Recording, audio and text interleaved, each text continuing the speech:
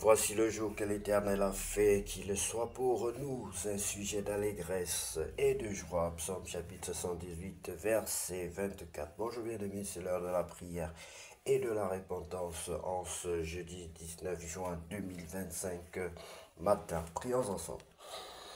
Éternel notre Dieu, merci pour le souffle de vie que tu renouvelles encore ce matin. Merci pour ta fidélité qui ne faillit jamais, pour tes compassions qui se renouvellent chaque jour. Aujourd'hui, je te confie ma vie, mes projets, mes pensées, mes relations. Dirige chacun de mes pas, éclaire mes décisions et garde mon cœur en paix malgré les circonstances. Seigneur, que cette journée soit remplie de sagesse, de bonté et d'amour et que je sois un canal de paix et de lumière partout où tu m'enverras. Psaume chapitre 118, verset 24. Oui, tu dis dans ta parole, voici le jour que l'Éternel a fait, qu'il soit pour nous un sujet d'allégresse. Je déclare que je suis béni, protégé par la main de Dieu, rempli de la force de l'Esprit et que rien ne pourra me séparer de ton amour.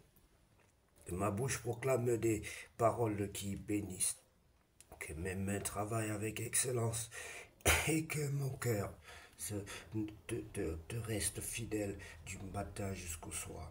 Merci pour ta présence aujourd'hui. Je t'honore, je te loue, je te fais confiance.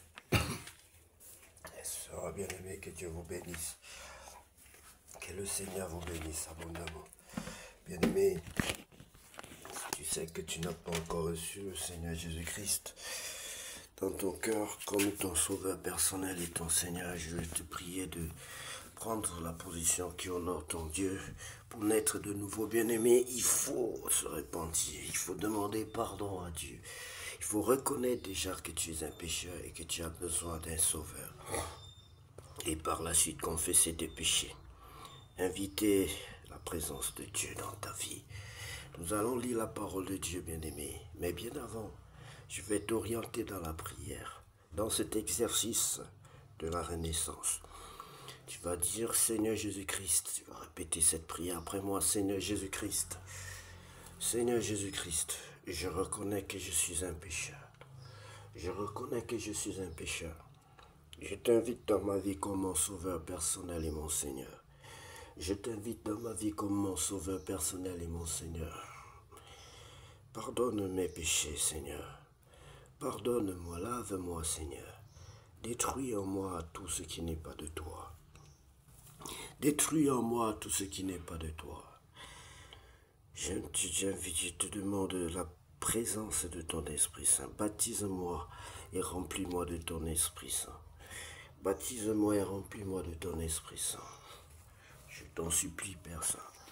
Au nom de Jésus-Christ de Nazareth, j'ai ainsi prié. Au nom de Jésus-Christ de Nazareth, j'ai ainsi prié.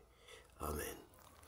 Sois béni, bien-aimé. Sois la bienvenue dans la grande famille chrétienne. Que Dieu te bénisse. Nous allons lire la parole de Dieu, bien-aimé, dans le livre du Juge, chapitre 18. Les Danites, à la recherche d'un territoire, ils dérobent l'idole de Mika. En ce temps-là, il n'y avait point de roi en Israël et la tribu des Danites se cherchait une possession pour s'établir car jusqu'à ce jour il ne lui était point échu d'héritage au milieu des tribus d'Israël. Les fils de Dan prirent sur eux tous parmi leurs familles 5 hommes vaillants qu'ils envoyèrent de Toréa et d'Eshtaol pour explorer le pays et pour l'examiner. Ils leur dirent, allez examiner le pays. Ils arrivèrent dans la montagne d'Éphraïm jusqu'à la maison de Mika et ils y passèrent la nuit. Comme ils étaient près de la maison de Mika, ils reconnurent la voix du jeune Lévite, s'approchèrent et lui dirent, qui t'a amené ici? que fais-tu dans ce lieu et qu'as-tu ici? Il leur répondit, Mika fait pour moi telle et telle chose, il me donne un salaire et je lui sers de prêtre. Ils lui dirent, consultez Dieu afin que nous sachions si notre voyage aura du succès. Et le prêtre leur répondit, allez en paix, le voyage que vous faites est sous le regard de l'Éternel. Les 5 hommes partirent et ils arrivèrent à Laïs. Ils virent le peuple qui y était vivant en sécurité à la manière des Sidoniens, tranquilles et sans inquiétude. Voyez bien aimé ici, les Sidoniens sont pris comme exemple, tranquilles et sans inquiétude. Il n'y avait dans le pays personne qui leur fasse le moindre outrage en dominant sur eux. Ils étaient éloignés des Sidoniens et ils n'avaient pas de liaison avec les d'autres hommes. Ils revinrent auprès de leurs frères Atsoréa et Eshtaol et leurs frères leur dirent, quelle nouvelle apportez-vous? Allons, répondirent-ils, montons contre eux, car nous avons vu le pays, et voici, il est très bon. Quoi? Vous restez sans rien dire, ne soyez point paresseux à vous mettre en marche pour aller prendre possession de ce pays.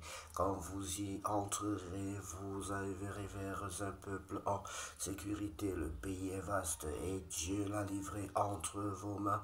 C'est un lieu où rien ne manque de tout ce qui est sur la terre. 600 hommes de la famille de Dan partirent de Soréa et d'Eshtaol munis de leurs armes de guerre. Ils montèrent et campèrent à Kirjajarim en Juda. C'est pourquoi ce lieu qui est derrière Kirjajarim a été appelé jusqu'à ce jour Machanedan. Ils passèrent de là dans la montagne d'Éphraïm et ils arrivèrent jusqu'à la maison de Mika. Alors les 5 hommes qui étaient allés pour explorer le pays de Laïs prirent la parole et dirent à leurs frères, savez-vous qu'il y a dans ces maisons-là un éphod des téraphim, une image taillée et une image en métal fondu? Oh, voyez maintenant ce que vous avez à faire. Ils s'approchèrent de là, entrèrent dans la maison du jeune Lévite, dans la maison de Mika, et lui demandèrent comment il se portait. Les 600 hommes d'entre les fils de Dan, munis de leurs armes de guerre, se tenaient à l'entrée de la porte, et les 5 hommes qui étaient allés pour explorer le pays montèrent et entrèrent dans la maison. Ils prirent l'image taillée, les fautes, les téraphim et l'image en métal fondu, pendant que le prêtre était à l'entrée de la porte avec les 600 hommes munis de leurs armes de guerre. Lorsqu'ils furent entrés dans la maison de Mika et qu'ils eurent pris l'image taillée, les fautes, les téraphim et l'image en métal fondu, le prêtre leur dit, que faites-vous? Ils lui répondirent, tais-toi, mets ta main sur ta bouche et viens avec nous. Tu nous serviras de père et de prêtre. Vaut-il mieux que tu serves de prêtre à la maison d'un seul homme ou que tu serves de prêtre à une tribu et à une famille en Israël? Le prêtre éprouva de la joie dans son cœur. Il prit les fautes, les téraphim et l'image taillée et se joignit à la troupe. Ils se remirent en route et partirent en plaçant devant eux les enfants, le bétail et les bagages. Comme il était déjà loin de la maison de Mika, les gens qui habitaient les maisons voisines de celle de Mika se rassemblèrent et poursuivirent les fils de Dan. Ils appelèrent les fils de Dan qui se retournèrent et dirent à Mika, qu'as-tu et que signifie ce rassemblement? Il répondit, mais Dieu que j'avais fait, vous les avez enlevés avec les prêtres et vous êtes partis. Que me reste-t-il? Comment donc pouvez-vous me dire qu'as-tu? Les fils de Dan lui dirent, ne fais pas entendre ta voix près de nous, sinon des hommes irrités se jetteront sur vous et tu causeras ta perte et celle de ta maison. Et les fils de Dan continuèrent leur route. Mika, voyant qu'il était plus fort que lui, s'en retourna et revint dans sa maison.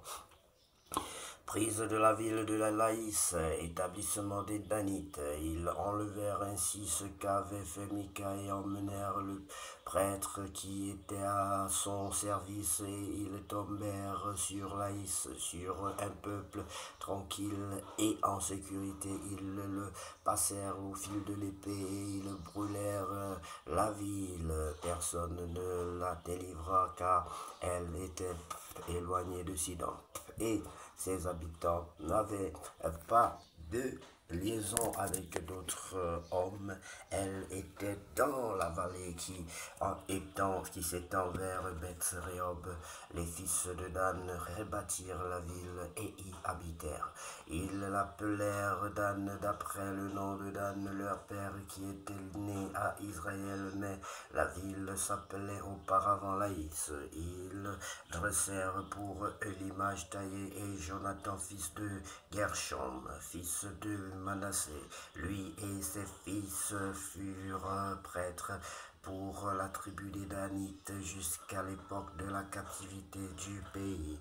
Ils établirent pour eux l'image taillée qu'avait fait Mika pendant tout le temps que la maison de Dieu fut à Silo. Merci Seigneur. Merci Seigneur pour ta parole. Qu'à toi seul revienne la gloire, la puissance et l'honneur pour tous les siècles.